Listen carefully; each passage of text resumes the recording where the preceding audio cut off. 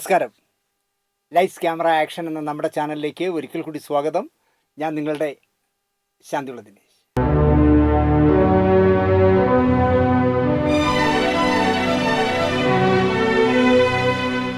പരമാവധി വ്യത്യസ്തമായ പ്രോഗ്രാമുകൾ ചെയ്യണമെന്ന് ആഗ്രഹിക്കുന്ന ഒരാളാണ് ഞാൻ. അതിനുള്ള നല്ല ശ്രമം നടത്താറുമുണ്ട്. അപ്പോൾ എന്നോട് ഒരുപാട് പേര് ചോദിക്കുന്നത്, ഒരു സിനിമയുടെ കഥയുണ്ടാക്കുന്നത് മുതൽ ആ സിനിമ തിയേറ്ററിൽ എത്തുന്നത് വരെയുള്ള എല്ലാ പ്രോസസ്സുകളും ഒരു പ്രോഗ്രാമായിട്ട് അവതരിപ്പിക്കാമെന്ന് എന്നോട് ഒരുപാട് പേര് ചോദിച്ചു. എന്തിനാ? അല്ല, ഈ സിനിമയെ പഠിക്കാനാണ്. നമുക്ക് പലതും നമുക്ക് അറിയില്ല, അതുകൊണ്ടാണ്. ഞാൻ പറഞ്ഞത് അതൊരു ഭയങ്കര ഡ്രൈ ആയിരിക്കും. കാരണം സിനിമ പഠിക്കുന്നവർക്ക് മാത്രമേ അത് ആവശ്യമുള്ളൂ. എന്നാലും ഞാൻ ആലോചിക്കാം, ചെയ്യാം എന്ന് ഞാൻ പലർക്കും ഉറപ്പ് കൊടുത്തിട്ടുണ്ട്. ചെയ്യാം. ഒരു സിനിമയ്ക്ക് ഒരു കഥയുണ്ടാക്കുന്നത് മുതൽ ആ സിനിമ തിയേറ്ററിൽ എത്തുന്നത് വരെയുള്ള ഓരോ ഘട്ടമായിട്ട് നമുക്ക് കുറേ എപ്പിസോഡ് ചെയ്യാം.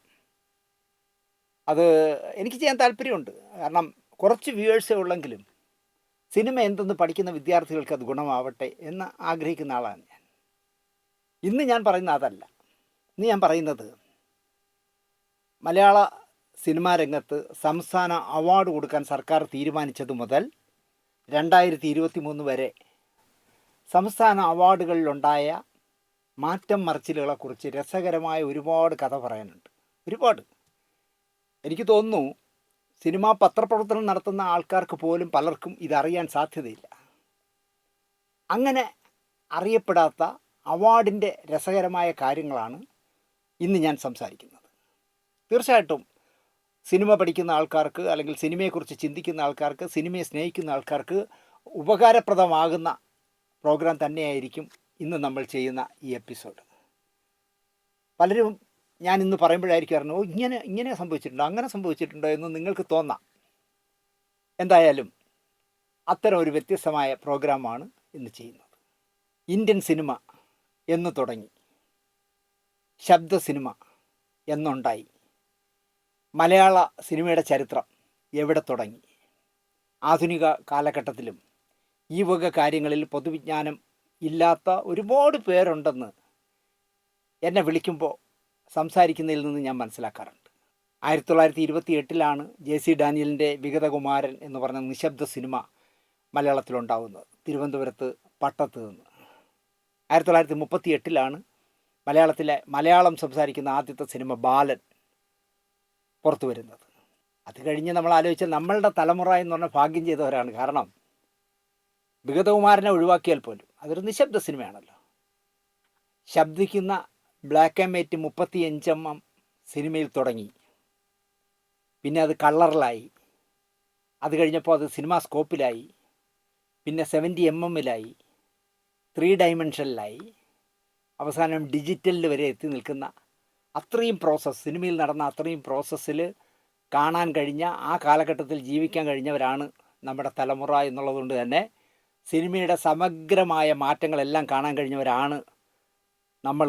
മലയാള സിനിമയുടെ പ്രയാണം കാണാൻ കഴിഞ്ഞവരാണ് നമ്മളെന്ന് പറയാം. അതുപോലെ തന്നെ മറ്റ് ഏത് പ്രാദേശിക ഭാഷാ ചിത്രങ്ങൾ എടുത്ത് നോക്കിയാലും മലയാളത്തിലുണ്ടായ ഇത്തരം മാറ്റങ്ങൾ, ഇപ്പോൾ എന്താ പറയുക, ഇന്ത്യയിലെ ആദ്യത്തെ 3D മലയാളത്തിലാണ് ഉണ്ടാകുന്നത്.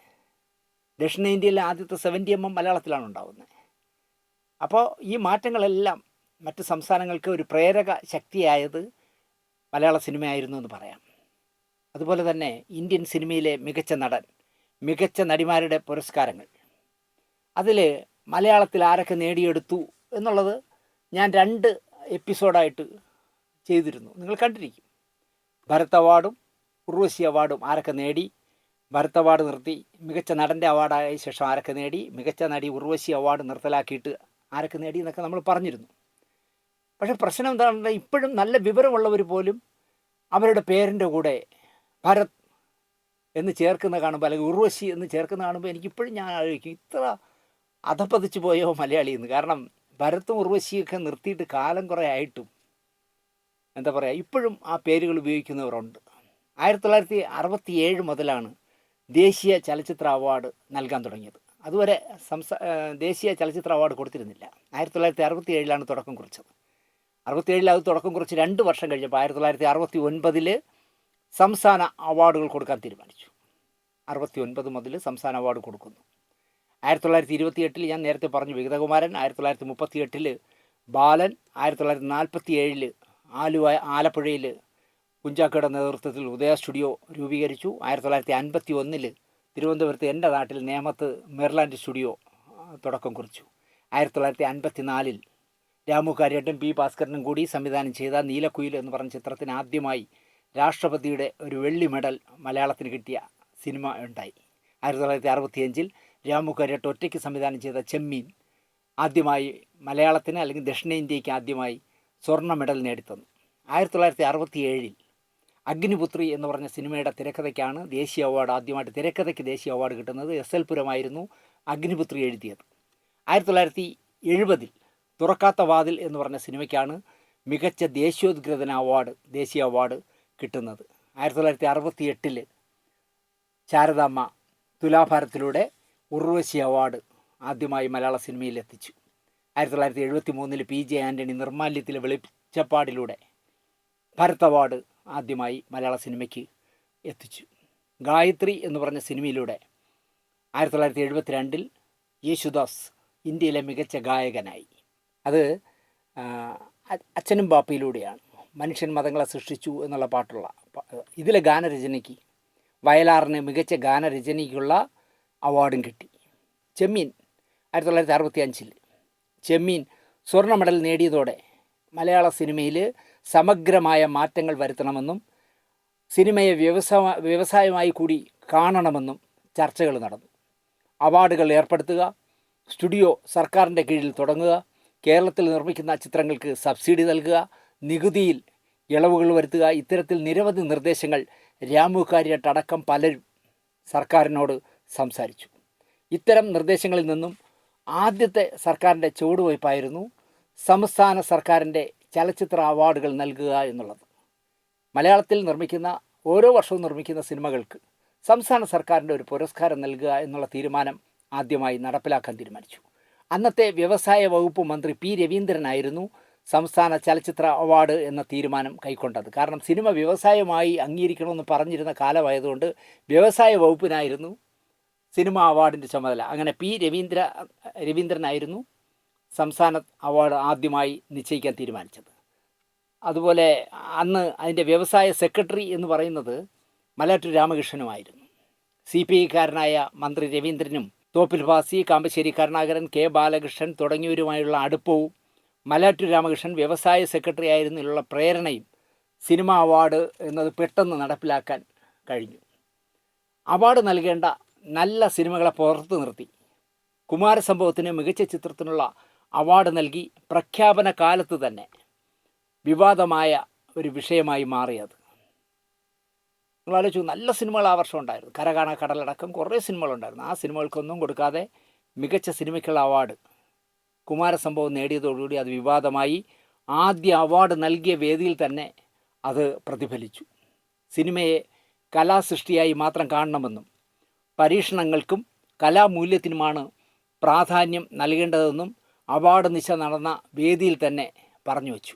എന്തായാലും മലയാള സിനിമയ്ക്ക് അർഹമായ അവാർഡുകൾ നൽകണം എന്ന ചിന്തയിൽ നിന്ന് തുടങ്ങിയ സംസ്ഥാന ചലച്ചിത്ര അവാർഡ് തുടക്കത്തിൽ തന്നെ വിവാദ കലുഷിതമായി മാറി. അത് ഇന്നും അനുസ്യൂതമായി തുടരുന്നു എന്നതാണ് രസം. അത് പല പല ഏറ്റക്കുറച്ചിലുകളുണ്ടെന്നേ ഉള്ളൂ. പക്ഷേ എല്ലാ വർഷവും സംസ്ഥാന അവാർഡ് വിവാദങ്ങളിൽ കുരുങ്ങുന്ന കാഴ്ച ഈ 2022 അവാർഡ് പ്രഖ്യാപിച്ചപ്പോഴും നമ്മൾ കണ്ടതാണ്. രാമു കാര്യേട്ടൻ്റെ ചെമ്മീൻ ദേശീയ അന്തർദേശീയ തലത്തിൽ ശ്രദ്ധേയമായതോടെ രാമു കാര്യേട്ടന് വലിയ സ്വീകാര്യതയുണ്ടായി. മലയാള സിനിമയ്ക്ക് ആദ്യമായൊരു ദേശീയ അവാർഡ്, വെള്ളി മെഡൽ നേടിത്തന്ന നീലക്കുയിലിൻ്റെ സംവിധാനത്തിലും പി ഭാസ്കരനുമായിട്ടാണ് കാര്യേട്ടുണ്ടായിരുന്നത്. കേരള സർക്കാരിൻ്റെ സ്വന്തം ഉടമസ്ഥതയിൽ ഒരു ഫിലിം സ്റ്റുഡിയോ സ്ഥാപിക്കണം എന്ന് തുടരെയുള്ള ചർച്ചകളിലൂടെ തീരുമാനമായി. സിനിമയ്ക്ക് നികുതിയുടെ ഇളവുകൾ നൽകണം, അതിനുവേണ്ടി സബ്സിഡി ഏർപ്പാടാക്കണം, സിനിമ അവാർഡ് ഏർപ്പെടുത്തി തുടങ്ങിയ ആരോഗ്യകരമായ നിർദ്ദേശങ്ങൾ രാമു കാര്യേട്ടനെ പോലുള്ളവരാണ് അന്ന് മുന്നിൽ വച്ചത്. അതിൽ നിന്നാണ് ഈ സംസ്ഥാന അവാർഡ് ഉണ്ടായത്. ഈ പറഞ്ഞ നിർദ്ദേശങ്ങൾ നടപ്പിൽ വരുത്തും എന്ന സർക്കാരിൻ്റെ ഉറപ്പിൽ നിന്നാണ് മലയാള സിനിമയ്ക്ക് സർക്കാർ തലത്തിൽ അവാർഡുകൾ നൽകാൻ തീരുമാനമായത്. 1969 പുറത്തു വന്ന സിനിമകൾക്ക് ഒരു ജൂറി കണ്ട് അവാർഡുകൾ നിശ്ചയിക്കാൻ തീരുമാനമായി. CI പരമേശ്വരൻ പിള്ളയായിരുന്നു ആദ്യ അവാർഡ് നിർണയ സമിതിയുടെ ചെയർമാൻ. കമ്മിറ്റി അംഗങ്ങളായി കൈനിക്കര പത്മനാഭപിള്ള, സുപ്രസിദ്ധ novelist P. Kesavadev, Chirakkal Balakrishnan Nair, K. Balakrishnan, Kambissery Karunakaran, K. Krishnan, Mrs KM Mathew, B. Abdulla, M. Divakaran എന്നിവരായിരുന്നു ആദ്യത്തെ ജൂറിയിലെ അംഗങ്ങൾ. നല്ല സിനിമയ്ക്ക്, കേരളത്തിൽ നിർമ്മിക്കുന്ന ഏറ്റവും നല്ല സിനിമയ്ക്ക് 10,000 രൂപ കൊടുക്കാൻ തീരുമാനിച്ചു. സംവിധായകന് 3,000 രൂപ, നടനും നടിക്കും 3,000 രൂപ, ഛായാഗ്രാഹകന് 2,000 രൂപ, കഥാകൃത്തിന് 3,000 രൂപ, സംഭാഷണം എഴുതുന്ന ആളിന് 1,500 രൂപ, ഗാനരചന, സംഗീതം, ഗായകൻ, ഗായിക ഇത്രയും പേർക്ക് 1,500 രൂപ, സഹനടൻ, സഹനടി, ഹാസ്യനടൻ ഇവർക്ക് 2,000 രൂപ, ബാലതാരത്തിന് 1,000 രൂപ ഇത്രയും കൊടുക്കാൻ നിശ്ചയിച്ചു. 3 ലക്ഷം രൂപ വരെ ചെലവിടുന്ന സിനിമയ്ക്ക് 10,000 രൂപയും 3,000 രൂപയ്ക്ക് എടുക്കുന്ന ഡോക്യുമെൻ്ററിക്ക് 3,000 രൂപയും നൽകുന്നത് ശരിയല്ല എന്ന് കേരള ഫിലിം ചേംബർ ആദ്യ അവാർഡ് നടക്കുന്ന സമയത്ത് തന്നെ വിവാദം ഉണ്ടാക്കി. ന്യായമായ കാര്യമാണ്. കാരണം 3 ലക്ഷം രൂപ മുടക്കിയെടുക്കുക, അന്ന് 3 ലക്ഷം രൂപ മതി നല്ല സിനിമ എടുക്കാൻ. അപ്പോൾ 3 ലക്ഷം രൂപ കൊടുത്തെടുക്കുന്ന ഒരു സിനിമയ്ക്ക് 3,000 രൂപയും അല്ലെങ്കിൽ 10,000 രൂപയും 3,000 രൂപയ്ക്ക് ഒരു ഡോക്യുമെൻ്ററി എടുത്താൽ അവർക്ക് 3,000 രൂപയും നൽകുന്ന രീതി ശരിയല്ല എന്നാണ് അവർ പറഞ്ഞത്. 1970 മാർച്ച് 24 ആദ്യ സിനിമയുടെ അവാർഡുകൾ പ്രഖ്യാപിച്ചു. 1970 മാർച്ച് 29 തിരുവനന്തപുരത്ത് യൂണിവേഴ്സിറ്റി സ്റ്റേഡിയത്തിൽ നടന്ന അവാർഡ് നിശയിൽ മുഖ്യമന്ത്രി C. അച്യുതമേനോൻ വിജയികൾക്ക് അവാർഡ് നൽകി. പ്രഥമ അവാർഡിൽ മികച്ച ചിത്രമായി P. സുബ്രഹ്മണ്യത്തിൻ്റെ കുമാരസംഭവം നിശ്ചയിച്ചത് പ്രഖ്യാപന നാളിലും അവാർഡ് ദാന ചടങ്ങിലും വലിയ വിവാദം ഉണ്ടാക്കി. കുമാരസംഭവം പോലുള്ള സിനിമകളെയാണോ പരിപോഷിപ്പിക്കേണ്ടത് എന്ന ന്യായമായ ചോദ്യമുയർന്നു. സിനിമയെ ഒരു കലാസൃഷ്ടി എന്ന തരത്തിൽ സമീപിക്കണമെന്നും പരീക്ഷണ സിനിമകൾക്കും കലാമുന്യമുള്ള ചിത്രങ്ങൾക്കും പ്രാധാന്യം നൽകണമെന്നും ചർച്ച തന്നെ ഉണ്ടായി. തുടരെ അക്കാലത്ത് ചർച്ചയുണ്ടായി. ഇതോടെ വ്യവസായ വകുപ്പിനെ അവാർഡ് നിർണയ ചുമതലയിൽ നിന്ന് ഒഴിവാക്കി. കേന്ദ്ര സർക്കാർ ചെയ്യുന്നത് പോലെ പബ്ലിക് റിലേഷൻ ഡിപ്പാർട്ട്മെൻറ്റിനെ PRDA അവാർഡ് നിശ്ചയിക്കാൻ, സിനിമ അവാർഡ് നിശ്ചയിക്കുന്നത് PRDA ഏൽപ്പിക്കാൻ തീരുമാനിച്ചു. K. ബാലകൃഷ്ണനും CI Parameswaran പിള്ളയ്ക്കുമൊക്കെ P. സുബ്രഹ്മണ്യവുമായിട്ടുള്ള അടുപ്പവും വിധേയത്വവും ചർച്ചകളിൽ ഇടം പിടിച്ചു. ഈ K. ബാലകൃഷ്ണനും CI പരമേശ്വരൻ പിള്ളയൊക്കെ ഉണ്ടായിരുന്നുകൊണ്ടാണ് കുമാരസംഭവത്തിന് അവാർഡ് കൊടുത്തതെന്നുള്ള വിവാദം പൊന്തി വന്നു. വ്യവസായ വകുപ്പ് മന്ത്രി P. രവീന്ദ്രനുമായും മലയാറ്റൂരുമായും K. ബാലകൃഷ്ണൻ അടക്കമുള്ളവർക്കുള്ള സൗഹൃദവും വിമർശന വിധേയമായി. വ്യവസായ വകുപ്പിൽ നിന്ന് സിനിമ അവാർഡ് PRDയിലേക്ക് മാറ്റാൻ എളുപ്പമായി. കാരണം NE ബൽറാം ആയിരുന്നു അന്നത്തെ വ്യവസായ വകുപ്പിൻ്റെയും PRDയുടെയും ചുമതലക്കാരൻ. 1970 മുതൽ 1998 വരെ സംസ്ഥാന ചലച്ചിത്ര അവാർഡ് നിർണയവും അവാർഡ് നൽകലും PRDയുടെ ചുമതലയിലായിരുന്നു. പിന്നീടാണ് ചലച്ചിത്ര അക്കാദമി ഉണ്ടാവുകയും സിനിമാ അവാർഡിൻ്റെ ചുമതല അക്കാദമിക്ക് കൈമാറുകയും ചെയ്തത്.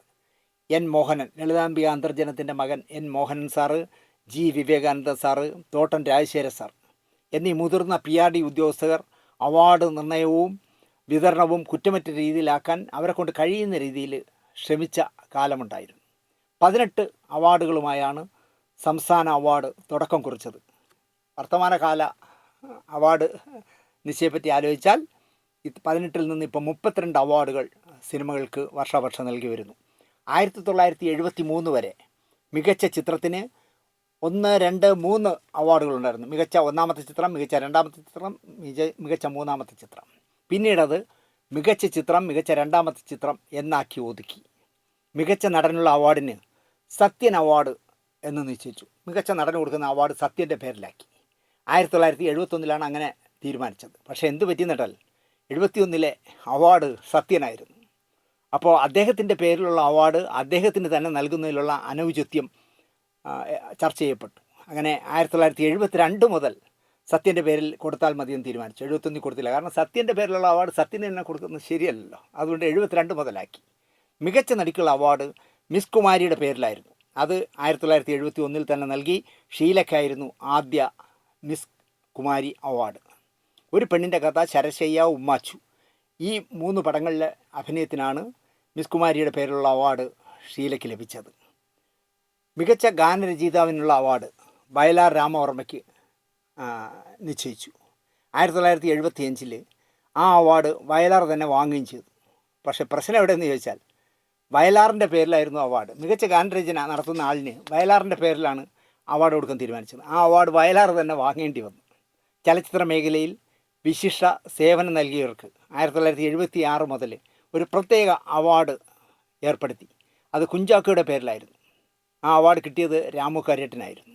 കുഞ്ചാക്കോ സ്മാരക അവാർഡിന് ശില്പത്തിന് പകരം തങ്കമുദ്രയാണ് അപ്പം നൽകിക്കൊണ്ടിരുന്നത്. ഇതോടെ ഏതാണ്ട് എല്ലാ അവാർഡുകൾക്കും ഓരോ പേരിടേണ്ട അവസ്ഥയായി. ക്യാമറാമാൻ്റെ പേര് ഒരു ക്യാമറാമാൻ്റെ പേരിടണം, എഡിറ്റർ അവാർഡ്, ഇങ്ങനെ എല്ലാവർക്കും ഓരോ പേരിടണം എന്നുള്ള വലിയ വിവാദം ഉണ്ടാവുകയും കയ്യൂക്കുള്ളവൻ കാര്യക്കാരൻ എന്ന് പറയുമ്പോൾ ഓരോരുത്തരും ചിലരുടെ പേരുമായി സർക്കാരിനെ സമീപിക്കുകയും ചെയ്തു. പല തർക്കങ്ങളിലേക്കും ഈ പേരിടൽ കർമ്മം പ്രശ്നമുണ്ടാക്കി. അങ്ങനെ 1977 പേരുകളിലുള്ള അവാർഡുകൾ പിൻവലിച്ചു. മികച്ച നടനുള്ള സത്യൻ അവാർഡും പിൻവലിച്ചു, മിസ് കുമാരി അവാർഡും പിൻവലിച്ചു, കുഞ്ചാക്കോയുടെ അവാർഡും എല്ലാം പിൻവലിച്ചു. ഇതേ സമയത്ത് തന്നെ ദേശീയ അവാർഡിലെ ഭരത് ഉർവശി അവാർഡുകളും പിൻവലിച്ചു. 1977 അത് പിൻവലിച്ചു. പക്ഷേ 2023 അവാർഡ് വാങ്ങുന്നവനും പറയുന്നത് ഭരത് കുട്ടപ്പൻ എന്നൊക്കെയാണ് പറയുന്നത്, അല്ലെങ്കിൽ ഉർവശി തങ്കമ്മ എന്നൊക്കെയല്ലേ ഇപ്പോഴും പറയണേ. ഉർവശിയില്ല, ഭരത്തും ഇല്ല എന്നുള്ളതാണ് സത്യം. 1975 പുരസ്കാരങ്ങൾ ലഭിച്ച സ്വപ്നാടനം, കബനി നദി ചുവന്നപ്പോൾ, ഏകാകിനി, ചുവന്ന സന്ധികൾ മുതലായ സിനിമകൾ പ്രേക്ഷകർ കാണാത്ത സിനിമകളാണെന്നുള്ള വിമർശനം ഉയർന്നു. കാരണം അവാർഡിന് മത്സരിച്ചു, തിയേറ്ററിൽ വന്നിട്ടില്ല. ഉദാഹരണത്തിന് മികച്ച ചിത്രമായി സംസ്ഥാന സർക്കാരിൻ്റെ മികച്ച ചിത്രമായി തിരഞ്ഞെടുത്ത സ്വപ്നാടനം 1976 മാർച്ച് 12 റിലീസ് ചെയ്തത്. 75 അവാർഡ് കൊടുത്ത ശേഷം 76 ഒരു വർഷം കഴിഞ്ഞാണ് ആ പടം റിലീസ് ചെയ്തത്. അതുപോലെ രണ്ടാമത്തെ മികച്ച ചിത്രമായി തിരഞ്ഞെടുത്ത കബനി നദി ചുവന്നപ്പോൾ പി എ ബക്കറിൻ്റെ സിനിമ, അത് 1976 ജൂലൈ 16 തിയേറ്ററിലെത്തിയത്. എന്നാൽ മൂന്നാമതായി തിരഞ്ഞെടുത്ത ഏകാകിനി 3 വർഷം കഴിഞ്ഞിട്ട് 1978 തിയേറ്ററിൽ വന്നത്. തിയേറ്ററിൽ ജനങ്ങൾ കാണാത്ത സിനിമയ്ക്ക് അവാർഡ് നൽകാമോ എന്ന ചർച്ചകൾ പല വഴിക്ക് നീങ്ങിയെങ്കിലും ഏതെങ്കിലും ഒരു വർഷം ഒരു സിനിമ സെൻസർ ചെയ്താൽ ആ സിനിമയെ മത്സരിപ്പിക്കാതിരിക്കാൻ കഴിയില്ല എന്നുള്ള നിയമപ്രശ്നം വെച്ച് ആ വിവാദം കെട്ടടങ്ങി. 1975 സിനിമാ അവാർഡ് ദാനവേദിയിൽ PRDയുടെ ചുമതലയുണ്ടായിരുന്ന K. കരുണാകരൻ അടുത്ത വർഷം മുതൽ ജനപ്രീതിയും കലാമൂല്യവുമുള്ള ചിത്രങ്ങൾക്ക് പ്രത്യേക അവാർഡ് നൽകും എന്ന് പ്രഖ്യാപിച്ചു. 75 പ്രഖ്യാപിച്ചത്. അടുത്ത വർഷം മുതൽ ജനപ്രീതിയുള്ള കലാമേന്മയുള്ള സിനിമയ്ക്ക് അവാർഡ് ഏർപ്പെടുത്തി. മോഹിനിയാട്ടത്തിനായിരുന്നു ആദ്യ ജനപ്രീതിയുള്ള കലാമേന്മയുള്ള ചിത്രത്തിനുള്ള അവാർഡ് ലഭിച്ചത്. അന്ന് എല്ലാവരും കൈയടിച്ച് പ്രോത്സാഹിപ്പിച്ചു. കാരണം ഈ പറയുന്ന മനോഹരമായ സിനിമയായിരുന്നല്ലോ മോഹിനിയാട്ടം. പക്ഷേ എന്ത് പറ്റിയെന്ന് കേട്ടാൽ ഇതേ അവാർഡ് തന്നെ, അതായത് ജനപ്രീതി എന്ന് പറയുമ്പോൾ തിയേറ്ററിൽ ആൾ കണ്ട് വലിയ ഹിറ്റാക്കിയ സിനിമ ആയിരിക്കും കേട്ടോ, ആ അവാർഡ് റിലീസ് ചെയ്യാത്ത ഗാനം എന്ന് പറഞ്ഞ സിനിമയ്ക്ക് 1981 നൽകി.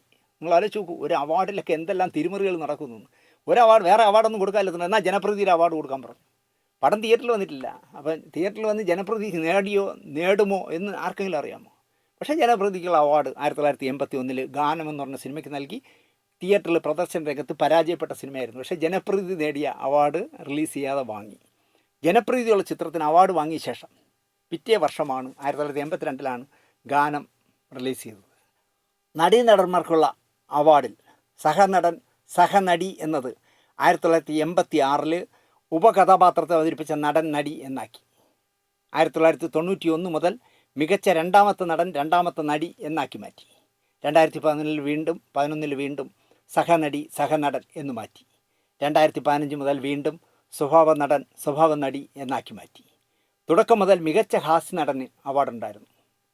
മികച്ച നടൻ, മികച്ച നടി, സഹനടൻ, സഹനടി കഴിഞ്ഞാൽ ബാലതാരവും കഴിഞ്ഞാൽ പിന്നെ മികച്ച ഹാസ്യ നടനുള്ള അവാർഡുണ്ടായിരുന്നു.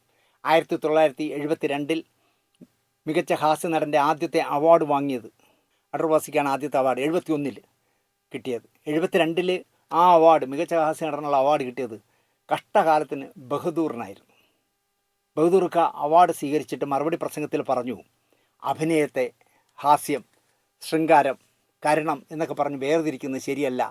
ഇങ്ങനെ ഹാസ്യ അവാർഡ്, മികച്ച ഹാസ്യ നടനുള്ള അവാർഡ് അല്ലെങ്കിൽ ഹാസ്യ നടിക്കുള്ള അവാർഡ് നൽകരുത് എന്ന് 1972 അവാർഡ് വാങ്ങിയ ശേഷം ബഹദൂർക്ക പ്രസംഗിച്ചു.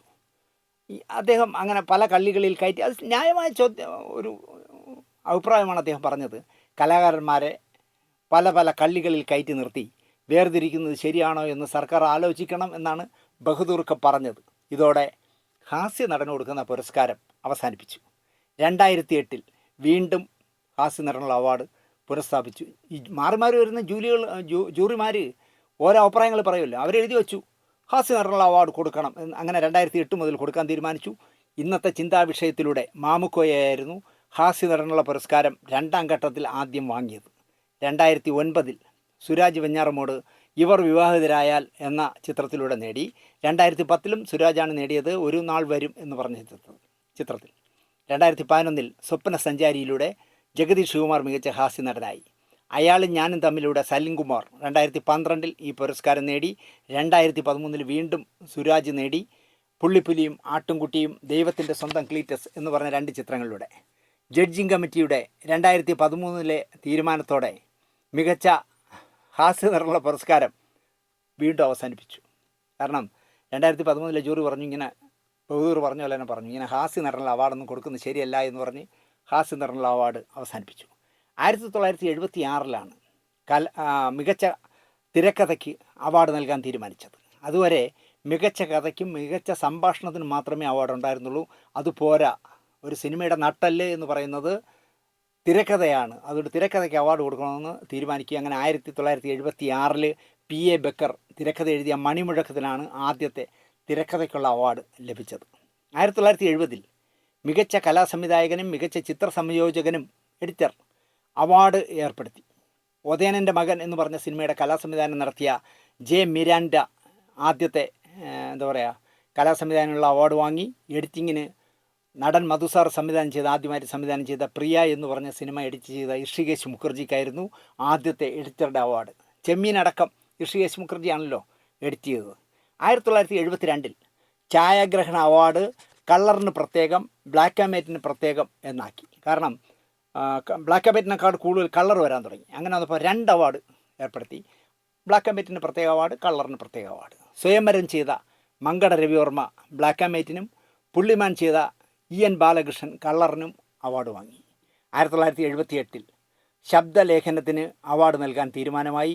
P. ദേവദാസ്, അന്തരിച്ചുപോയ P. ദേവദാസ് എസ് തപ്പാൻ, പെരുവഴിയമ്പലം, തകര എന്നീ ചിത്രങ്ങളിലൂടെ ആദ്യ പുരസ്കാരം കരസ്ഥമാക്കി.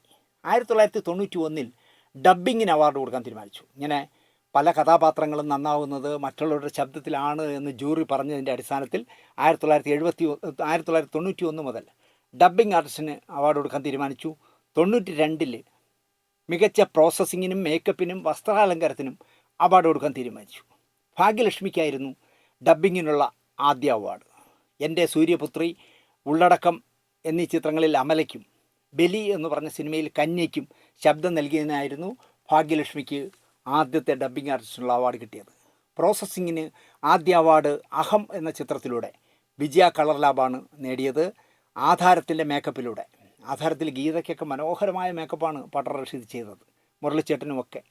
അങ്ങനെ ആധാരത്തിലെ മേക്കപ്പിലൂടെ പട്ടം റഷീദ് പ്രഥമ മേക്കപ്പിനുള്ള അവാർഡ് വാങ്ങി. ദൈവത്തിൻ്റെ വികൃതികളിലൂടെ ദണ്ഡപാണി എന്ന് പറഞ്ഞ അലങ്കാരകൻ ആദ്യ വസ്ത്രാലങ്കാര അവാർഡും വാങ്ങി. 2005 നൃത്ത സംവിധാനത്തിലുള്ള അവാർഡ് നൽകാൻ തീരുമാനിച്ചു. ഡാൻസ് കമ്പോസ് ചെയ്യുന്ന സിനിമയിലെ പാട്ടുകൾ നൃത്തരംഗങ്ങൾ കമ്പോസ് ചെയ്യുന്നവർക്കും കൂടി അവാർഡ് കൊടുക്കാൻ 2005 തീരുമാനിച്ചത്. ഉദയനാണ് താരത്തിലെ നൃത്ത സംവിധാനത്തിന് ബൃന്ദയ്ക്കാണ് ആദ്യത്തെ അവാർഡ് ലഭിച്ചത്. 1984 സിനിമ വിഷയമാക്കുന്ന ഒരു പുസ്തകത്തിന് അവാർഡ് കൊടുക്കാം എന്ന് നിശ്ചയിച്ചു. സിനിമാധിഷ്ഠിതമായ പുസ്തകങ്ങൾക്ക് അവാർഡ് കൊടുക്കാൻ തീരുമാനിച്ചു. അങ്ങനെ ആദ്യ അവാർഡ് വിജയകൃഷ്ണൻ്റെ ചലച്ചിത്രത്തിൻ്റെ പൊരുൾ എന്ന് പറഞ്ഞ പുസ്തകത്തിനും മണർക്കാട് മാത്യുവിൻ്റെ ചലച്ചിത്ര സ്വരൂപം എന്ന് പറഞ്ഞ പുസ്തകത്തിനുമാണ് ആദ്യ അവാർഡ് പങ്കിട്ടത്. 1998 സിനിമാ സംബന്ധിയായ വിഷയങ്ങൾ, ഇപ്പോൾ പത്രങ്ങളിലും വാരികളിലും ഒക്കെ സിനിമയെക്കുറിച്ച് വരുമല്ലോ, അങ്ങനെ വരുന്ന ആനുകാലിക പ്രസിദ്ധീകരണങ്ങളിൽ പ്രസിദ്ധീകരിക്കുന്ന ലേഖനങ്ങൾക്കും കൂടി പുരസ്കാരം കൊടുക്കാൻ 1998 തീരുമാനിച്ചു. ഇന്നത്തെ മലയാള സിനിമ എന്ന ലേഖനത്തിന് P. ഗീതയാണ് ഈ രംഗത്ത് ആദ്യത്തെ അവാർഡ് നേടിയത്. ആദ്യമായി സംവിധാനം ചെയ്യുന്ന കന്നി സംവിധായകന് ഒരു അവാർഡ് കൊടുക്കാൻ തീരുമാനിച്ചു. അങ്ങനെ ആദ്യത്തെ അവാർഡ് 1986 അങ്ങനെ ഒരു നിർദ്ദേശം വന്നത്. പ്രശസ്ത തിരക്കഥാകൃത്ത് രഘുനാഥ് പലേരി ആദ്യമായി സംവിധാനം ചെയ്ത 1 മുതൽ 0 വരെ എന്നുള്ള മനോഹരമായ നവോദയയുടെ ചിത്രമല്ലേ, ആ സിനിമയുടെ സംവിധാനത്തിന് നവാഗതനുള്ള ആദ്യത്തെ അവാർഡ് രഘുനാഥ് പലേരി കരസ്ഥമാക്കി. 1980 പശ്ചാത്തല സംവിധാനത്തിന് പ്രത്യേക അവാർഡ് നിശ്ചയിച്ചു. മറ്റൊരു പടത്തിൻ്റെ മൊത്ത സംഗീതത്തിനായിരുന്നു അവാർഡ് കൊടുത്തിരുന്നത്. പക്ഷേ പല സിനിമയ്ക്ക് സംഭവിക്കുന്നത് പാട്ട് കമ്പോസ് ചെയ്യുന്ന ഒരു മ്യൂസിക് ഡയറക്ടറാണെങ്കിൽ റീ റെക്കോർഡിംഗ് നടത്തുന്നത് വേറൊരു മ്യൂസിക് ഡയറക്ടറായിരിക്കും. അങ്ങനെ വന്നപ്പോൾ 1980 പശ്ചാത്തല സംവിധാനത്തിന് പ്രത്യേക അവാർഡ് നിശ്ചയിച്ചു. മഞ്ഞിൽ വിരിഞ്ഞ പൂക്കളുടെ പശ്ചാത്തല സംഗീതം നൽകിയ ഗുണസിംഗിനായിരുന്നു ആദ്യത്തെ പശ്ചാത്തല സംഗീതത്തിനുള്ള അവാർഡ്. ഈ ചിത്രത്തിൽ തന്നെ പാട്ടുകൾ കമ്പോസ് ചെയ്ത സംഗീത സംവിധാനത്തിന് ജെറി അമൽദേവ് മികച്ച സംഗീത സംവിധായകനുള്ള അവാർഡും കരസ്ഥമാക്കി. സാങ്കേതിക രംഗത്തെ മാറ്റങ്ങൾക്കനുസരിച്ച് അവാർഡ് ചട്ടങ്ങളിലും കാലാനുസൃതമായ മാറ്റങ്ങൾ വന്നു. ഉദാഹരണത്തിന് ബ്ലാക്ക് ആൻഡ് വൈറ്റിനും കളറിനും വെവ്വേറെ അവാർഡുകൾ ഏർപ്പെടുത്തിയിരുന്നു. സിനിമ മുഴുവൻ കളർ മാത്രമായി മാറിയപ്പോൾ ബ്ലാക്ക് ആൻഡ് വൈറ്റ് അവാർഡ് എടുത്തു മാറ്റി. ഇപ്പോൾ മമ്മൂട്ടി അഭിനയിച്ച പ്രമേയുഗം എന്ന് പറഞ്ഞ സിനിമ 35 mm സ്കോപ്പ് പോലും അല്ല, 35 mm ബ്ലാക്ക് ആൻഡ് വൈറ്റിലാണ് ചിത്രീകരിച്ചിരിക്കുന്നത്. ഈ സിനിമ എന്തായാലും മത്സരത്തിന് വരും. അപ്പോൾ എന്ത് മാനദണ്ഡത്തിലായിരിക്കും പ്രമേയുഗത്തിലെ ഛായാഗ്രഹനെ പരിഗണിക്കുന്നതെന്നുള്ളൊരു ആകാംക്ഷ അല്ലെങ്കിൽ ഒരു രസമുണ്ട് ആലോചിക്കുമ്പോൾ. 1992 പ്രോസസ്സിംഗ് ലാബിന് ഏർപ്പെടുത്തിയ അവാർഡ് ഫിലിം എന്നുള്ള ഫോർമാറ്റിൽ നിന്ന് മാറി ഡിജിറ്റലിലേക്ക് മാറിയപ്പോൾ അതോടുകൂടി കളറിസ്റ്റ് എന്നുള്ള അവാർഡായി മാറി. ശബ്ദലേഖനത്തിനും അവാർഡ് മാറി. ഇപ്പോൾ സൗണ്ട് മിക്സിംഗ്, സിങ്ക് സൗണ്ട്, പിന്നെ സൗണ്ട് ഡിസൈനിങ് ആയി മാറ്റപ്പെട്ടു. 1972 ആദ്യ JC ഡാനിയൽ അവാർഡ് പ്രഖ്യാപിച്ചു. സിനിമയുടെ സമഗ്രമായ സംഭാവനകൾക്ക് ഒരു പ്രത്യേക അവാർഡ് എന്നുള്ള രീതിയിലാണ് JC ഡാനിയൽ അവാർഡ് കൊടുക്കാൻ തീരുമാനിച്ചത്. അന്ന് മുഖ്യമന്ത്രിയായിരിക്കുന്നത് ശ്രീ K കരുണാകരനും സാംസ്കാരിക വകുപ്പ് മന്ത്രി TM ജേക്കബുമാണ്. സിനിമയുടെ സമഗ്ര സംഭാവനയ്ക്ക് സർക്കാർ നൽകുന്ന അവാർഡ് എന്ത് പേരിടണം എന്നുള്ള കാര്യം പൊതുജനങ്ങൾക്ക് വിട്ടുകൊടുത്തു. പല പേരുകൾ മുന്നിൽ വന്നു. ഒടുവിൽ മലയാളത്തിൽ ആദ്യമായി ജന്മം കൊണ്ട വിഗതകുമാരൻ്റെ ശില്പി JC ഡാനിയലിൻ്റെ പേര് നിശ്ചയിച്ചു. ഇതിൽ രസമെന്താണ് എന്ന് ചോദിച്ചാൽ, JC ഡാനിയലിൻ്റെ കഷ്ടപ്പാട് നേരിൽ കണ്ട ചേലങ്ങാട്ട് ഗോപാലകൃഷ്ണൻ എന്ന് പറയുന്ന പത്രപ്രവർത്തകൻ, അല്ലെങ്കിൽ ബഹുമുഖ പ്രതിഭയായ ചേലങ്ങാട് ഗോപാലകൃഷ്ണൻ മുഖ്യമന്ത്രി കരുണാകരനെയും അന്ന് സാംസ്കാരിക വകുപ്പ് കൈകാര്യം ചെയ്തിരുന്ന മലയാറ്റൂർ രാമേഷിനെയും പലതവണ കണ്ട് സംസാരിച്ചു. നിശബ്ദ സിനിമയെടുത്ത തമിഴിനെ എങ്ങനെ പെൻഷൻ നൽകുമെന്നായിരുന്നു കരുണാകരനും മലയാറ്റൂർ രാമകൃഷ്ണനും ചോദിച്ചത്. അത് അയാളൊരു തമിഴിനല്ലേ, തമിഴ്നാട്ടിലല്ലേ താമസിക്കുന്നത്, അയാളെടുത്ത നിശബ്ദ സിനിമയില്ല, അതങ്ങനെ മലയാളമാവും? വരട്ടിൽ ചോദ്യമാണ് ചോദിക്കുന്നത്. ഇപ്പം ചാർലി ചാപ്ലിൻ്റെ പടം ഏത് ഭാഷ എന്ന് പറയാൻ പറ്റില്ല, അതുപോലെയാണ് ചോദിച്ചത്. പക്ഷേ വിഗതകുമാരൻ മലയാള സിനിമ എന്ന് പറയാൻ കഴിയില്ല എന്ന അവരുടെ കാര്യങ്ങൾക്ക് വളരെ വിശദമായി ചേലങ്ങാട്ട് ഗോപാലകൃഷ്ണ മാമൻ വിശദീകരിച്ചു കൊടുത്തു. ഒരു ഘട്ടത്തിൽ ചേലങ്ങാടിനെ ഗെറ്റ് ഔട്ട് അടിക്കുകയും ചെയ്തു മുഖ്യമന്ത്രി കരുണാകരൻ. ചേലങ്ങാടിൻ്റെ നിരന്തരമായ ശ്രമഫലമായി പെൻഷൻ തുക അനുവദിച്ചു അദ്ദേഹത്തിന്. 200 രൂപയായിട്ടാണ്. മരുന്ന് അവസാന കാലം പട്ടിണി കോലമായിരുന്നു. ഈ പറയുന്ന JC ഡാനിയലും അദ്ദേഹത്തിൻ്റെ ഭാര്യയും. അദ്ദേഹത്തിൻ്റെ ഒരു മകൻ ഇപ്പോൾ JC ഡാനിയലിനെ എടുത്തുകൊണ്ട് നടപ്പുണ്ട്. എൻ്റെ അച്ഛൻ ഭയങ്കരനായിരുന്നു, ആനയാണ് പുന്നൻ. അയാളാണ് ആദ്യമായിട്ട് ഈ വിഗതകുമാരൻ്റെ ഫിലിം കത്തിച്ചളഞ്ഞത്. അതുമാത്രമല്ല, അയാൾ LICയിൽ എന്തോ ജോലി കിട്ടി കോയമ്പത്തൂർ താമസമായ ശേഷം ഈ അച്ഛനെയും അമ്മയെ തിരിഞ്ഞു നോക്കിയിട്ടില്ല. കല്യാണം പോലും അച്ഛനും അമ്മയെ അറിയിച്ചില്ല എന്നുള്ളതാണ്. ഇപ്പോൾ അദ്ദേഹമാണ് എൻ്റെ അച്ഛൻ മലയാള സിനിമയുടെ പിതാവ്, ഞാനാണ് അതിൻ്റെ മൊത്തം റൈറ്റ് എന്നൊക്കെ പറഞ്ഞ് നടപ്പുണ്ട്. എന്തോ എനിക്കങ്ങനെ അംഗീകരിക്കാൻ പറ്റുന്നില്ല. എന്തായാലും ചേലങ്ങാട് ഗോപാലകൃഷ്ണൻ കാരണം വയസ്സുകാലത്ത് മരുന്ന് വാങ്ങാനും കഞ്ഞി കുടിക്കാനുള്ള വക സർക്കാരിൽ നിന്ന് പെൻഷനായി അനുവദിച്ചു കൊടുത്തു. ഒടുവിൽ സർക്കാർ നൽകുന്ന JC ഡാനിയലിൻ്റെ പേരും നൽകേണ്ടി വന്നു അവാർഡിന്. ആ അവാർഡ് തമിഴിനല്ലേ എന്ന് ചോദിച്ചാൽ കരുണാകരൻ്റെ കൈ കൊണ്ട് തന്നെ ആദ്യം കൊടുക്കേണ്ടി വന്നു. അതാണ് കാലത്തിൻ്റെ കളി എന്ന് പറയുന്നത്. ആദ്യ അവാർഡ് പ്രശസ്ത നിർമ്മാതാവായ TE വാസുദേവനായിരുന്നു. മലയാള സിനിമ ബഹുമാനിക്കുന്ന നിർമ്മാതാവ് തന്നെയാണ് അദ്ദേഹം. 97 വയസ്സുവരെയും അദ്ദേഹം നല്ല സിനിമാക്കാരനായിരുന്നു.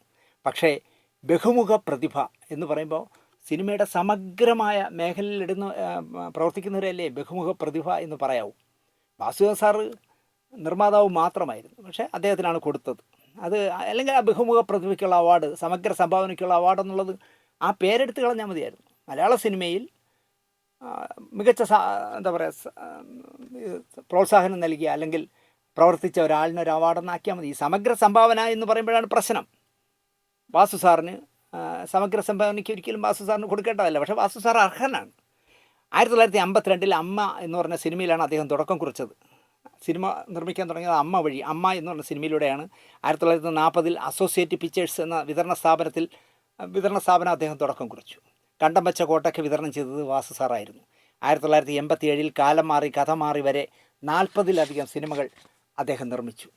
അതുപോലെ തന്നെ ഒരു പ്രശസ്തനായ നിർമ്മാതാവായിരുന്നു സുപ്രിയയുടെ ഹാരി പോത്തൻ. 1987 അശ്വമേധം നാഷണൽ അവാർഡ് വാങ്ങിച്ചു. തുലാഭാരം, കരകാണാക്കടൽ, നദി, നഖങ്ങൾ, ഇതാ ഇവിടെ വരെ, രതിനിർവേദം, അലാവുദ്ദീൻ അത്ഭുത വിളക്കം, അരപ്പട്ടിയുടെ ഗ്രാമത്തിൽ, അപരൻ, മൂന്നാം പക്കം, മാളൂട്ടി, അങ്കിൾ ബെൻ തുടങ്ങി 22ഓളം സിനിമകൾ ഹാരിപ്പത്തൻ നിർമ്മിച്ചു.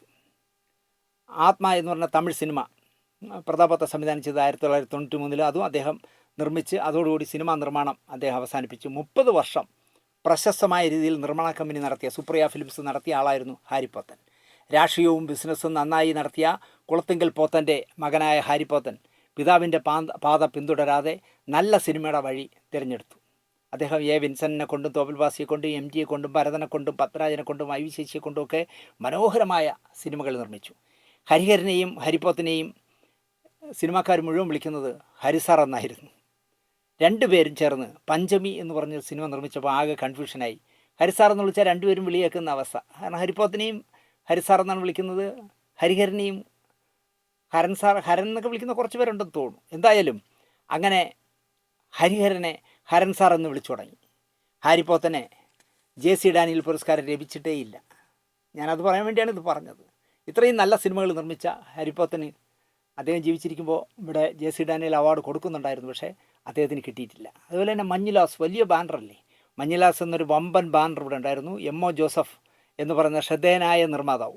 2016 ജനുവരി 8 അദ്ദേഹം മരിച്ചത്. പക്ഷേ അദ്ദേഹം മരിക്കുന്നതിന് മുമ്പ് 23 പേർക്ക് JC ഡാനിയൽ പുരസ്കാരം നൽകി. പക്ഷേ MO ജോസഫ് ഈ അവാർഡിന് യോഗ്യനായില്ല. 30 അവാർഡുകൾ കൊടുത്തപ്പോൾ 3 നിർമ്മാതാക്കൾ അർഹരായി. T വാസുദേവൻ, K രവീന്ദ്രൻ നായർ, നവോദയ അപ്പച്ചൻ. ഈ 3 പേർക്കാണ് JC ഡാനിയൽ അവാർഡ് കിട്ടിയത്. 19 സംവിധായകർക്ക് ഈ അവാർഡ് ലഭിച്ചു. ഇവരിൽ തെക്കുറിശി മാമനുണ്ട്, മധുസാറുണ്ട്, ഷീലാമ്മയുണ്ട്. അപ്പോൾ അവർ എന്താ പറയുക, അവർ 3 പേരും നടീനടന്മാരെന്നേ നമുക്ക് പറയാൻ കഴിയും. പക്ഷേ അതിൽ ഈ 3 പേരും സിനിമ സംവിധാനം ചെയ്തിട്ടുണ്ട്. അപ്പം വേണമെങ്കിൽ സമഗ്ര സംഭാവനയ്ക്കുള്ള അവാർഡ് കൊടുത്തു എന്ന് വേണമെങ്കിൽ പറയാം.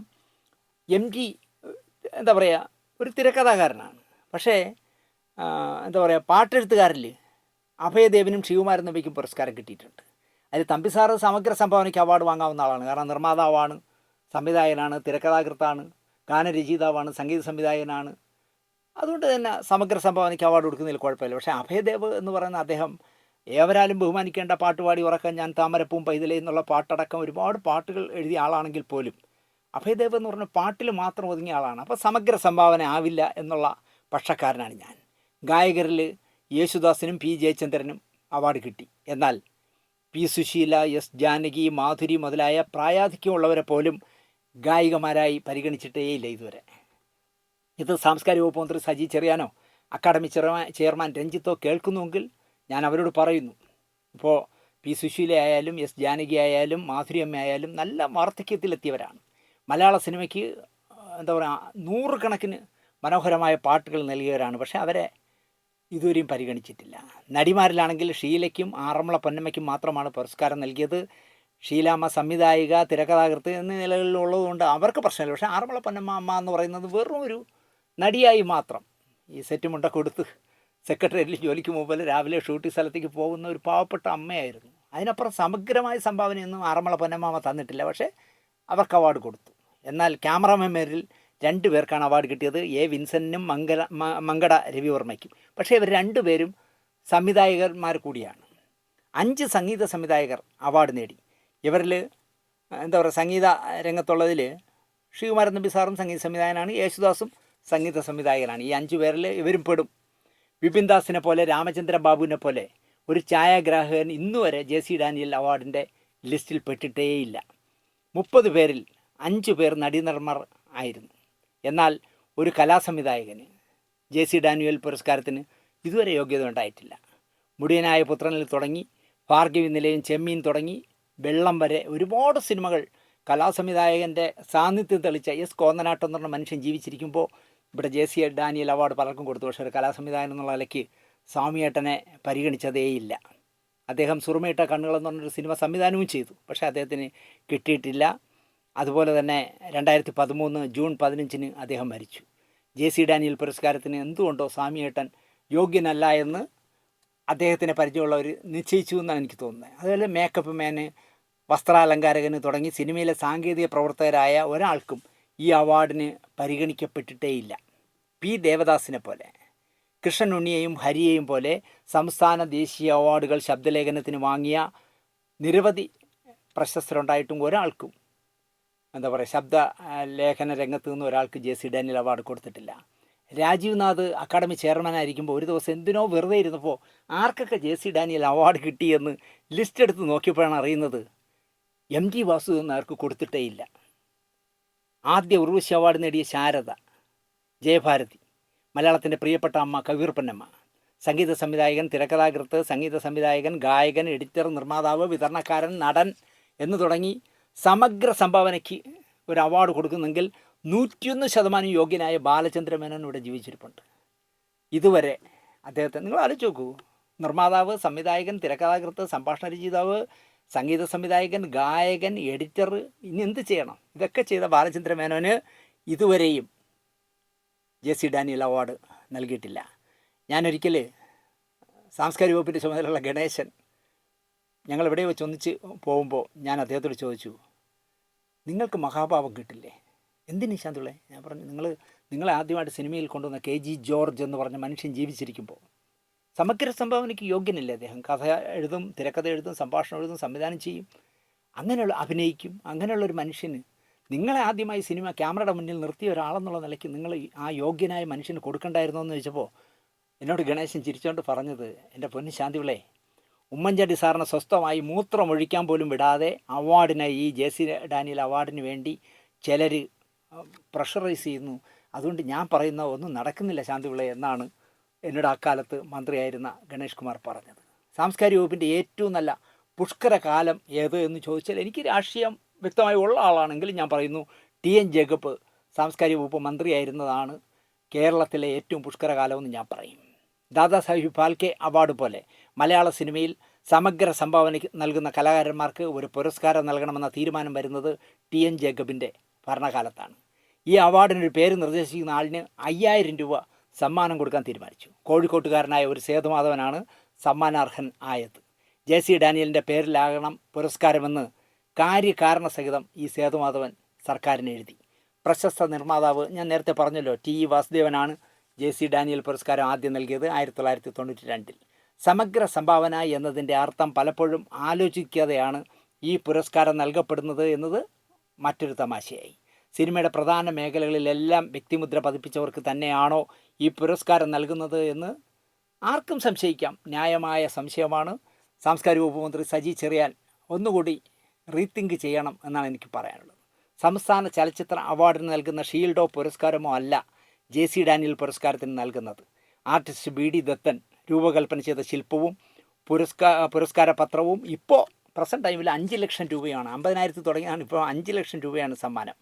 ടി.ഇ. വാസുദേവൻ മുതൽ ടി.വി. ചന്ദ്രൻ വരെ 31 വർഷത്തിനിടയിൽ 30 പേർക്ക് ഈ പുരസ്കാരം ലഭിച്ചു. 2003 ഈ പുരസ്കാരം നൽകിയില്ല. 21ാമത്തെ തവണ ഞാൻ നേരത്തെ പറഞ്ഞല്ലോ എം.ടി. വാസുദേവൻ നായർക്ക് ജ്ഞാനപീഠ പുരസ്കാരം കിട്ടുന്നത്, അല്ല ഈ ജെ.സി. ഡാനിയൽ പുരസ്കാരം കിട്ടുന്നത്. അതുവരെ അദ്ദേഹത്തിൻ്റെ പേര് ആരും ഓർത്തില്ല എന്നുള്ളതാണ് സത്യം. കാരണം എല്ലാവരും വിചാരിച്ചു എം.ടിക്ക് കിട്ടുകയാണെന്ന്. പക്ഷേ അദ്ദേഹത്തിന് അവാർഡ് കൊടുത്തിരുന്നില്ല. രാജീവ് നാഥ് അക്കാഡമി ചെയർമാനായിരുന്ന കാലത്താണ് അത് ഓർക്കുന്നത്. അങ്ങനെയാണ് എം.ടിക്ക് അവാർഡ് കിട്ടുന്നത്. അപ്പോൾ ഇത്രയൊക്കെ ഉള്ളൂ ജെ.സി. ഡാനിയൽ അവാർഡെന്ന് പറഞ്ഞാൽ ഇത്രയൊക്കെ ഉള്ളൂ. കാരണം കൈബലമുള്ളവൻ കാര്യക്കാരൻ എന്ന് പറയുമ്പോൾ നിങ്ങൾ ആലോചിച്ചു, 21 വർഷം കഴിഞ്ഞിട്ടാണ് എം.ടിക്ക് കിട്ടിയത്. 30 പേർക്ക് ഈ പുരസ്കാരം നൽകിയപ്പോഴും ആറന്മുള പൊന്നമ്മയ്ക്കും ഷീലയ്ക്കും മാത്രമാണ് സ്ത്രീ കലാകാരികളിൽ നിന്നുള്ള, ഇപ്പോൾ ഇവിടെ 50-50 പാർലമെൻറ്റ് ഇലക്ഷനിലൊക്കെ 50% സ്ത്രീകൾക്ക് സംവരണം ചെയ്യണമെന്നൊക്കെ പറഞ്ഞ നാടാണ്. പക്ഷേ ഇതുവരെയുള്ള പുരസ്കാര നിർണയത്തിൽ ആകെ കിട്ടിയ 2 സ്ത്രീകൾക്കാണ്. 30 പേർക്ക് കൊടുത്തപ്പോൾ 28 പേരും പുരുഷന്മാരായിരുന്നു. കവിയൂർ പൊന്നമ്മയെപ്പോലെ, പി സുശീലയെപ്പോലെ, എസ് ജാനകിയെപ്പോലെ, ശാരദാമ്മയെപ്പോലെ, ജയഭാരതിയെപ്പോലെ ഒരാളെപ്പറ്റിയും ഈ ജൂറികൾ ചിന്തിച്ചില്ല എന്നുള്ളതാണ്. നിർമ്മാതാവ്, സംവിധായകൻ, ക്യാമറാമാൻ, പാട്ടെഴുത്തുകാർ, സംഗീത സംവിധായകൻ, നടീനടന്മാർ, ഗായകർ എന്നിവർക്കല്ലാതെ മറ്റൊരാൾക്കും ഈ പുരസ്കാരം നൽകിയിട്ടേയില്ല. ഞാൻ നേരത്തെ പറഞ്ഞല്ലോ, എ വിൻസെൻ്റ് ഛായാഗ്രാഹകൻ എന്ന നിലയിലാവില്ല പുരസ്കാരം നേടിയത്. മങ്കട രവിവർമ്മ വാങ്ങിയതും ഛായാഗ്രാഹകൻ എന്നുള്ള നിലയിലായിരിക്കില്ല. രാമചന്ദ്ര ബാബുവിനെ പോലെ ലോകമറിയുന്ന അല്ലെങ്കിൽ ബ്ലാക്ക് ആൻഡ് വൈറ്റിൽ അത്ഭുതങ്ങൾ സൃഷ്ടിച്ച വിപിൻ ദാസിനെ പോലെ ഒരാൾക്ക് ഛായാഗ്രഹണ രംഗത്ത് നിന്ന് ജെ.സി. ഡാനിയൽ അവാർഡ് കൊടുക്കണമെന്ന് ചിന്തിച്ചിട്ടേ ഇല്ല ആരും. അതുപോലെ ഞാൻ നേരത്തെ പറഞ്ഞ കോന്നനാട്ടൻ എന്ന് പറയുന്ന സ്വാമിയേട്ടനോ, ആർ.കെ. എന്ന് വിളിക്കുന്ന രാധാകൃഷ്ണനോ, സംവിധായകൻ ഭരതനോ അടക്കം കലാസംവിധാന രംഗത്തുള്ള ഒരാൾക്കും ജെ.സി. ഡാനിയൽ അവാർഡ് കൊടുത്തില്ല. അതുപോലെ കെ വേലപ്പൻ, മേക്കപ്പിൽ അത്ഭുതങ്ങൾ സൃഷ്ടിച്ച കെ വേലപ്പൻ അടക്കം എത്രയോ പ്രശസ്തരുണ്ടായിരുന്നു. ഇവരെ ആരെയും ജെ.സി. ഡാനിയൽ പുരസ്കാരയുടെ 7 അയലത്ത് പോലും കടത്തിവിട്ടില്ല എന്നുള്ളതാണ് സത്യം. 1998 വരെ ചലച്ചിത്ര അവാർഡ് നിർണ്ണയിക്കുന്ന കമ്മിറ്റി തന്നെയായിരുന്നു ജെ.സി. ഡാനിയൽ പുരസ്കാര ജേതാവിനെയും നിശ്ചയിച്ചിരുന്നത്. പക്ഷേ 1999 ആയപ്പോൾ ഈ പുരസ്കാരത്തിന് മാത്രമായി ഒരു 3 അംഗ കമ്മിറ്റിയെ വർഷാവർഷം വയ്ക്കും. ഒരു 3 പേര്. ആ 3 പേരാണ് തീരുമാനിക്കുന്നത് ആർക്ക് കൊടുക്കണമെന്ന്. ഞാൻ വെറുതെ പറയുന്നതല്ല. ഒരു ഭരിക്കുന്ന കാലാകാലം ഭരിക്കുന്ന സാംസ്കാരിക വകുപ്പ് മന്ത്രിക്ക് ഒരാളിൻ്റെ പേര് മനസ്സിലുണ്ടാവും. അത് ഈ 3 അംഗ ആളുകളോട് പറയും, അവർ ഒപ്പിട്ട് കൊടുത്ത് കിട്ടാനുള്ള കാശ് വാങ്ങിച്ചുകൊണ്ട് പോകുമെന്നാണ് ഇവിടെ നടക്കുന്നതെന്ന് ഞാൻ പറയും. അല്ലാതെ ഈ കമ്മിറ്റി ഭയങ്കരമായി കൂലങ്കഷമായി ചർച്ച ചെയ്ത് മികച്ച സമഗ്ര സംഭാവനയ്ക്കുള്ള അവാർഡ് ആർക്ക് കൊടുക്കാമെന്ന് പറഞ്ഞൊന്നുമല്ല കൊടുക്കുന്നതെന്ന് ഞാൻ പറയും. 1972 മികച്ച ചിത്രമായി പണിതീരാത്ത വീടും, രണ്ടാമത്തെ ചിത്രമായി പി.എൻ. മേനോൻ്റെ ചെമ്പരത്തിയും, മൂന്നാമത്തെ ചിത്രമായി ആരോമലുണ്ണിയും തിരഞ്ഞെടുത്തു. ദേശീയ തലത്തിൽ ആ വർഷം 1972 അടൂരിൻ്റെ സ്വയംവരം മികച്ച ചിത്രം, മികച്ച സംവിധായകൻ, മികച്ച നടി, മികച്ച ഛായാഗ്രാഹകൻ അവാർഡുകൾ നേടി.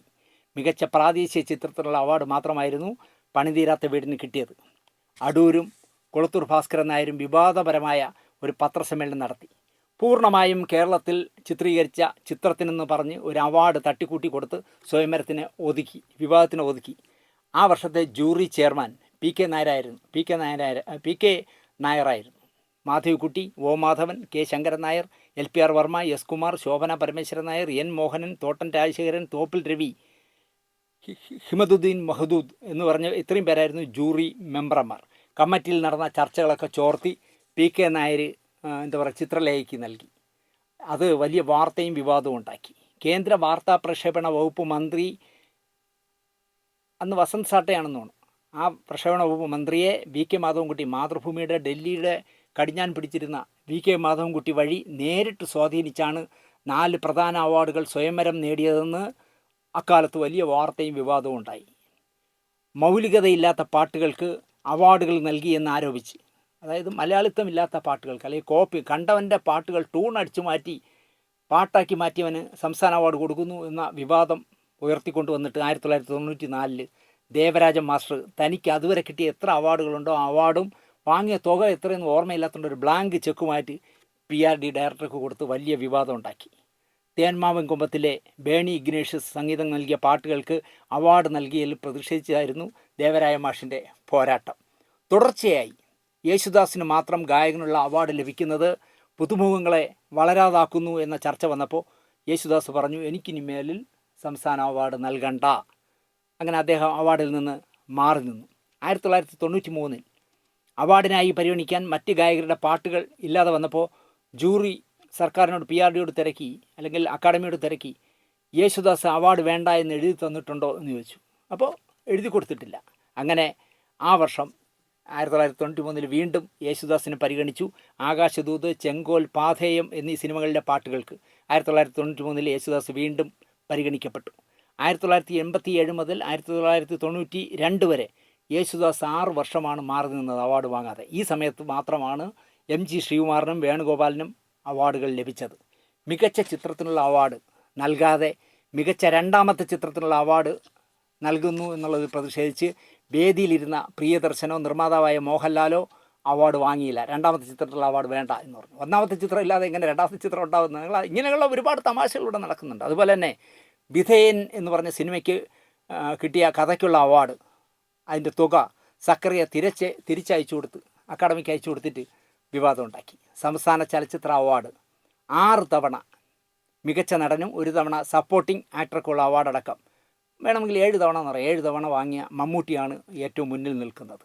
മോഹൻലാൽ 6 തവണ സംസ്ഥാന അവാർഡ് വാങ്ങി. നടിമാരിൽ ഉർവശിയാണ് മുന്നിൽ. 5 തവണ ഉർവശി മികച്ച നടിയായി. അതുപോലെ 4 തവണ മുരളിച്ചേട്ടൻ മികച്ച നടനായി. ഭരത് ഗോപിയും 4 തവണ അവാർഡ് വാങ്ങി. മുരളിച്ചേട്ടൻ 1 തവണ ഉപകഥാപാത്രത്തിനുള്ള അവാർഡ് നേടി. നെടുമുടി വേണു ഉപ നടനുള്ള ഒരു അവാർഡ് വാങ്ങിയത് ഉൾപ്പെടെയാണെങ്കിൽ 4 തവണ വാങ്ങി. സത്യമാഷ് 3 തവണ വാങ്ങി. ഷീല 3 തവണ മികച്ച നടിയും 1 വർഷം സഹനടി അവാർഡും വാങ്ങി. ശ്രീവിദ്യ 3 തവണ വാങ്ങി. തിലകൻ ചേട്ടനാണെങ്കിൽ 5 തവണ ഉപ കഥാപാത്രത്തെ അവതരിപ്പിച്ചതിനുള്ള അവാർഡും 2 തവണ സംസ്ഥാന അവാർഡും വാങ്ങി. സംയുക്ത വർമ്മ 2 തവണത്തെ അവാർഡ് വാങ്ങി.